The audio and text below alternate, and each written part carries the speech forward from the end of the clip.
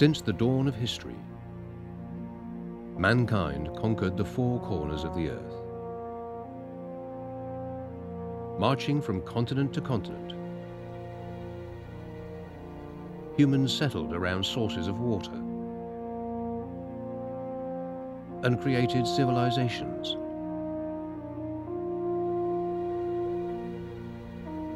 But all this couldn't have occurred, especially in desert areas, if it wasn't for a unique mode of transportation. One that can endure long distances, harsh terrain, and the ability to survive in extreme weather conditions. This mode of transportation was the camel,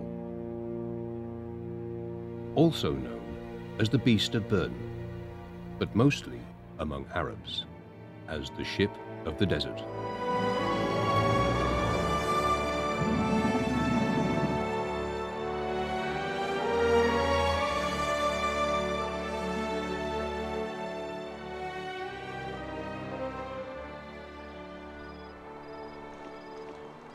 Camels were most probably introduced into Egypt during pharaonic times, and possibly even before that, although there's no evidence or records to verify this.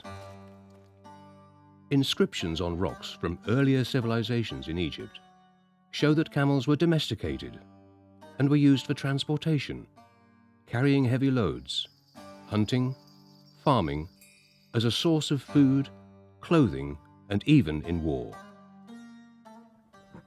Trading between Africa and Asia depended on camel caravans.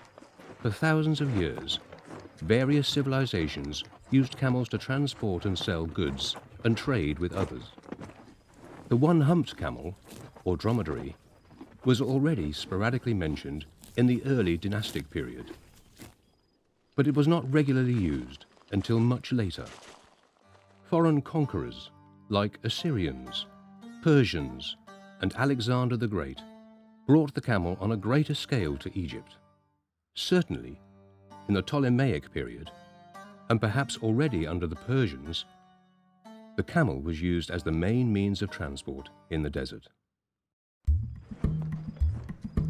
Camels in Africa and Egypt, as we know them, are really called dromedaries, or Arabian camels. They have one hump, in contrast to the Asian camels, which have two. But for some strange reason, the name camel got stuck to the dromedaries. They are also relatives of the llama and alpaca in South America. The camel has some amazing anatomical features. There's a popular belief that camels can store water in their hump, and that's why they can go on for long periods of time without drinking or eating. But the fact is that the hump does not store water. Instead, it's filled with fat. It is this fatty deposit that provides energy when food is scarce and allows the camel to survive for long periods of time without eating.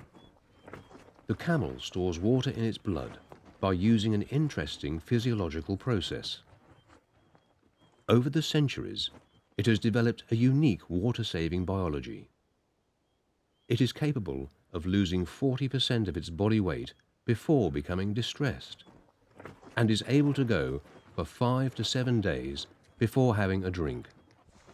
The amount it drinks when water is available would cause severe problems in most animals, up to 21 gallons in about 10 minutes. But the camel copes with this admirably. If moisture-laden forage is available, a camel will not need as much water. It can also drink salty and brackish water, which other animals would not normally drink.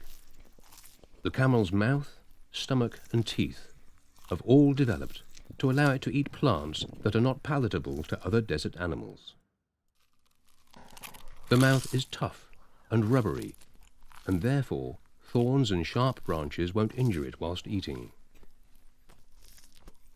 It has 34 sharp teeth that allow it to grind and swallow almost anything. Camels are ruminants, similar to cows, and they have 3 stomachs. They don't chew their food, but instead they swallow it whole, allowing it to be partially digested by the stomach before being chewed as a cud later. This food, or cud, is later returned to the mouth in a ball-like glob, and the camel chews it. The chewed food is then swallowed and goes to the other parts of the stomach to be completely digested. Which is why camels are led around by a rope at the nose or a halter, not a bit and bridle like a horse, in order not to interfere with their chewing. When the camel exhales, water vapor becomes trapped in their nostrils and is reabsorbed into the body as a means to conserve water.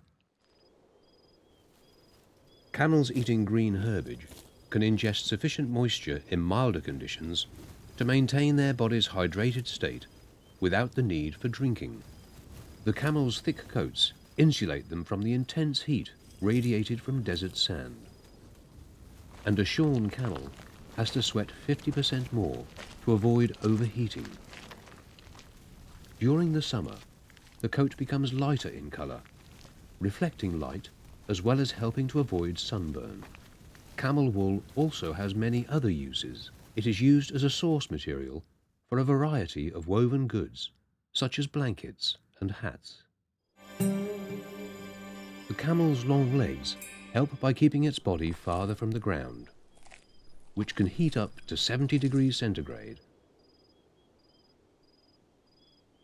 Dromedaries have a pad of thick tissue over their sternum, called the pedestal.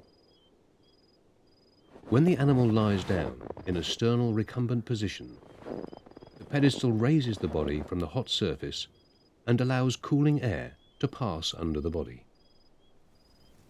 Long eyelashes and ear hairs, together with nostrils that can close, form a barrier against sand. If sand gets lodged in their eyes, they can dislodge it using their transparent third eyelid. The camel's gait and widened feet help them move without sinking into the sand. Camels also produce milk, which is very rich in vitamins, minerals, proteins, and immunoglobulins. Compared to cow's milk, it is lower in fat and lactose, and higher in potassium, iron, and vitamin C.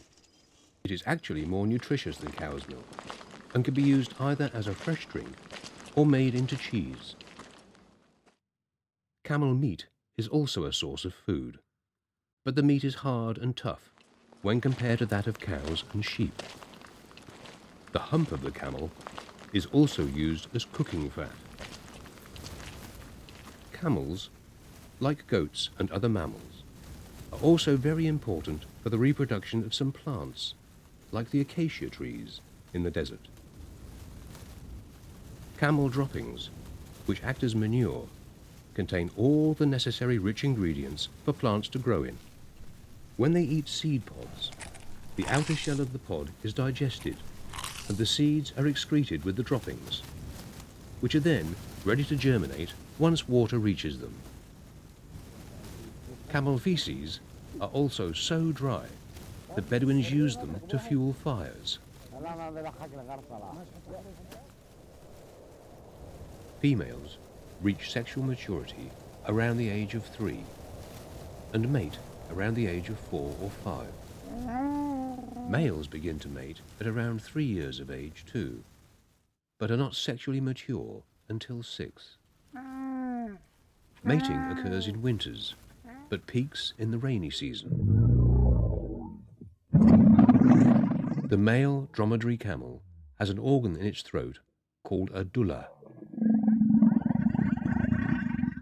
a large inflatable sac it extrudes from its mouth when in rut to assert dominance and attract females. It resembles a long, swollen pink tongue hanging out of the side of its mouth like a balloon. Camels mate by having both male and female sitting on the ground, with the male mounting from behind. The male usually ejaculates 3 or 4 times within a single mating session. Camelids are the only ungulates to mate in a sitting position. A single calf is born after a gestational period of 15 months.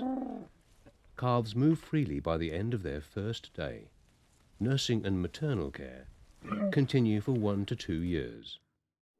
Camels can reach up to 50 years of age if well looked after, but the average life expectancy is around 25 years. When they are left in the wild, it's usually the eldest female in the herd that acts as the leader of the pack. A dominant male normally has many females as part of its entourage. The male will protect his females from any other approaching males and will fight aggressively to protect and enforce his dominance over them. They are known to be stubborn and have a mind of their own, and they can bite and kick with their legs.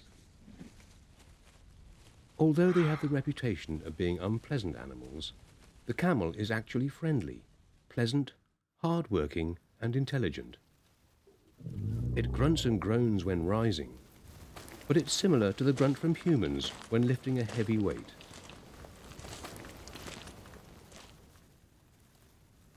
Camel markets are an old trading tradition. Many camels are imported to Egypt from Sudan, like this camel market in Shalatin in the south, near the Egyptian-Sudanese borders. Camels are either driven there by trucks or herded to this small town where they are kept in quarantine for a certain number of weeks, then sold in the market. The price of a camel depends on its age, its size, and how strong and efficient it can be, whether it's used for farming, for transportation, or for meat. Camels are also used for racing. Bedouin tribes take pride in owning the fastest camels, and the prices of good racing camels can reach up to 100,000 LE. Annual competitions are held among some tribes, like the Wadi El Zalaga camel race near St. Catherine in Sinai. Training camels for racing can take a long time. According to Aid Sulayem, also nicknamed Aid Abu Nifa, a professional camel trainer from the Tarabin tribe in South Sinai, good camels can take from 40 to 60 days to be trained for racing. Every 10 days we collect a group of camels and we make them race against each other. We select the first 3 winners and put them aside, and the losers are used as working camels. The fastest camels are then fed with special nutritious food, and we look after them and train them so they can perform better. Once they are ready to run in races, we enter racing competitions like the ones in the area of North Sinai, Sharm el-Sheikh, in El-Tur, anywhere, even in the Gulf countries. If we win a first place position with some of these camels in international competitions, then we get good offers and we can sell them for good prices and at higher rates. Riding a camel requires some experience.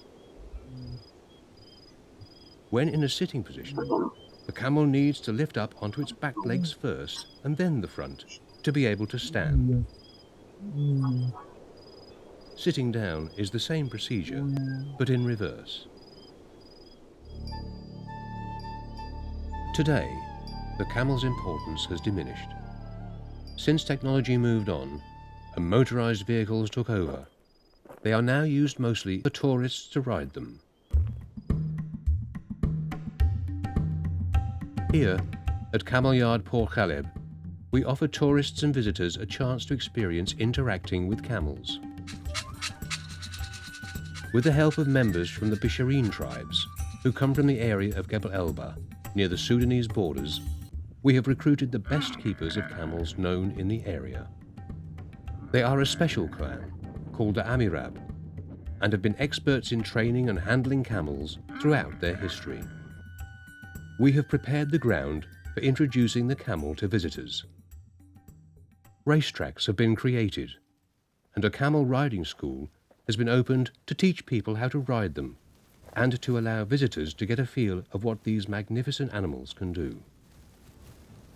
These gentle and majestic creatures are worthy of our respect for all their achievements in helping the progress of many civilizations in the Middle East over thousands of years. They have truly earned their title, the Ship of the Desert.